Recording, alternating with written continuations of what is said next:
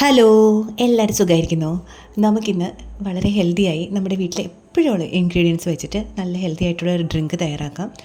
ഗോതമ്പ് പൊടി വെച്ചിട്ടാണ് കേട്ടോ. ഇതൊരു പഴയ റെസിപ്പിയാണ്. ഞാനൊക്കെ ചെറുപ്പത്തിൽ ഒത്തിരി കുടിച്ചിട്ടുണ്ട്. അതിന് വളരെ ടേസ്റ്റിയാണ്. അതുപോലെ നമുക്ക് ദോഷം ചെയ്യുന്ന ഒന്നും ഇതിനകത്തില്ല. നമ്മുടെ കുഞ്ഞു മക്കൾക്കൊക്കെ ഇത് പരിചയമില്ലാത്തൊരു ഡ്രിങ്ക് ആയിരിക്കും. അപ്പോൾ എല്ലാവരും ഒന്ന് ട്രൈ ചെയ്യുക. അതിന് വേണ്ടിയിട്ട് ഒരു 3 ടേബിൾ സ്പൂൺ ഗോതമ്പ് പൊടി, അത് ഏത് ഗോതമ്പ് പൊടി വേണമെങ്കിലും എടുക്കാം. അതൊരു പാനിലേക്കോ ഒരു പാത്രത്തിലേക്കോ എന്തെങ്കിലും ഒന്ന് ഇട്ട് കൊടുക്കുക. അതിലേക്ക് നമുക്ക് ഒരു 1.5 കപ്പ് വെള്ളം ഒഴിച്ചു കൊടുക്കാം.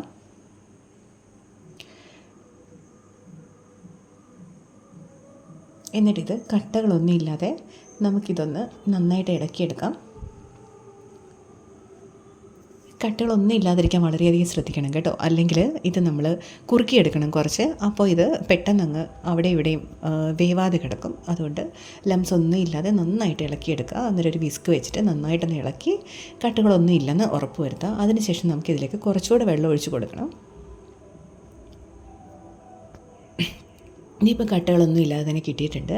അപ്പം ഞാനിതിലേക്ക് ഒരു 1.5 കപ്പ് വെള്ളം കൂടെ ഒഴിക്കുകയാണ്. ടോട്ടൽ ഞാൻ 2.5 കപ്പ് വെള്ളം ഒഴിച്ചിട്ടുണ്ട് ഇതിലേക്ക്. അപ്പം അളവറിയാലോ, 3 ടേബിൾ സ്പൂൺ ഗോതമ്പ് പൊടി, അതിലേക്ക് 2.5 കപ്പ് വെള്ളം. ചൂടുവെള്ളമൊന്നുമല്ല, സാധാരണ നോർമൽ ടെമ്പറേച്ചറിലുള്ള വെള്ളമാണ് ഒഴിച്ചു കൊടുത്തിരിക്കുന്നത്. എന്നിട്ട് നല്ലതായിട്ട് മിക്സ് ആക്കിയതിന് ശേഷം നമുക്കിതിലേക്ക് ഒരു നുള്ള് ഉപ്പ് ചേർത്ത് കൊടുക്കാം.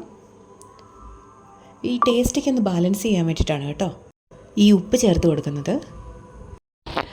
പണ്ടൊക്കെ ഇങ്ങനെ ഒത്തിരി ഡ്രിങ്ക്സ് ഉണ്ടായിരുന്നല്ലേ, നമ്മുടെ റവ കാച്ചിയത്, ചൗവരി കാച്ചിയത്, അല്ലെങ്കിൽ ഇങ്ങനെ ഗോതമ്പ് പൊടി കാച്ചിയത്. ഇതൊക്കെ വൈകുന്നേരങ്ങളിൽ എനിക്കൊക്കെ അമ്മയൊക്കെ ഉണ്ടാക്കി തരാറുണ്ടായിരുന്നു കേട്ടോ. ഇതിപ്പോൾ ഞാൻ ഒത്തിരി നാളിന് ശേഷം ഉണ്ടാക്കിയതാണ്. ഇതിങ്ങനെ കുടിക്കണമെന്ന് തോന്നി. അപ്പോൾ ഉണ്ടാക്കിയപ്പോൾ പഴയ കാലവും അമ്മയൊക്കെ ഓർമ്മ വന്നു. അപ്പോൾ ഓർത്ത് നിങ്ങളുമായിട്ട് ഇതൊന്ന് ഷെയർ ചെയ്യാമെന്ന്. ഇനി ഇതിലേക്ക് നമുക്ക് വേണ്ടത് ഏലക്ക പൊടിച്ചതാണ്. ഇതിലേക്ക് നല്ല ജീരകം പൊടിച്ചതും ചേർക്കാം കേട്ടോ. ഞാനിവിടെ ഏലക്ക മാത്രമേ ചേർത്തിട്ടുള്ളൂ. ഏലക്ക പഞ്ചസാര ചേർത്ത് പൊടിച്ചതാണ്. ഒരു 1 ടീസ്പൂൺ ചേർത്തിട്ടുണ്ട്.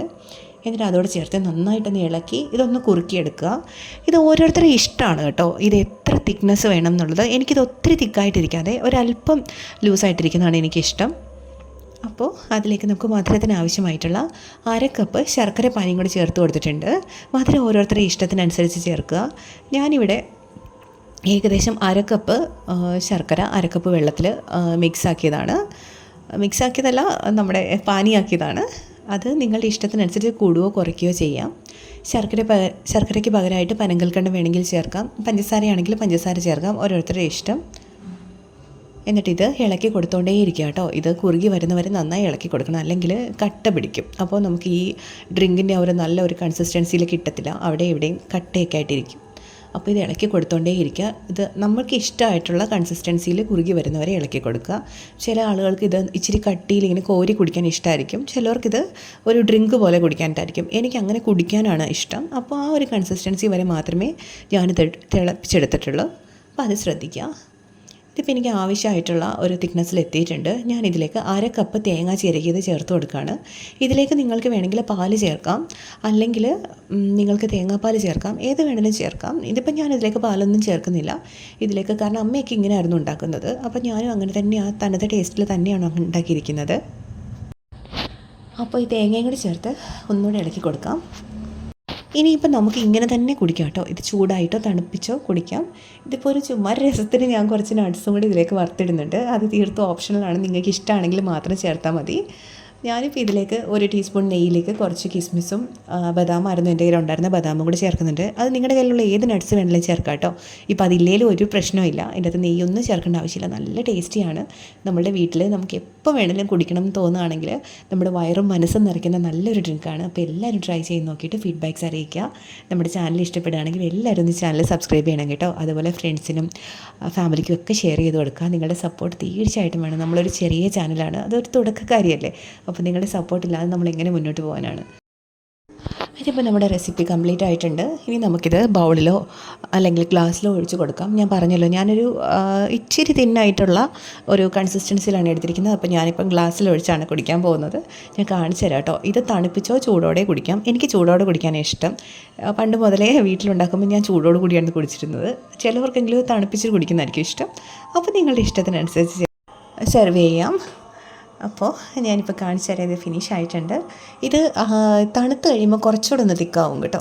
അപ്പോൾ അതിനനുസരിച്ച് കൺസിസ്റ്റൻസി ഒന്ന് ചെയ്താൽ മതി.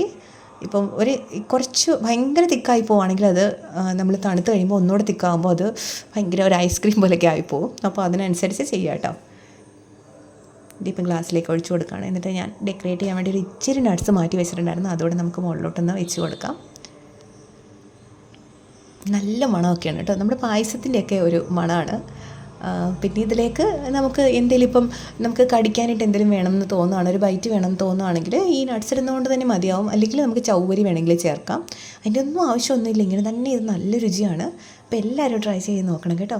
എന്നിട്ട് ഫീഡ്ബാക്ക്സ് കമൻസിലൂടെ തീർച്ചയായിട്ടും അറിയിക്കണം. നമുക്ക് നാളെ നല്ലൊരു വീഡിയോ ആയിട്ട് ഇനി നമുക്ക് കാണാം. അപ്പോൾ പറഞ്ഞ പോലെ ചാനൽ സബ്സ്ക്രൈബ് ചെയ്യാൻ ആരും മറക്കല്ലേ കേട്ടോ.